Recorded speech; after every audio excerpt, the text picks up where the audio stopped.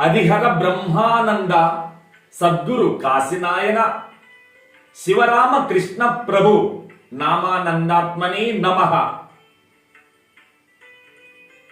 సద్గురువులకు, గురు రాఘవేంద్ర ప్రభువులకు, పూజ్యాయ రాఘవేంద్రాయ సత్యధర్మ వ్రతాయ చ భజతాం కల్పవృక్షాయ నమతాం కామధేనవే.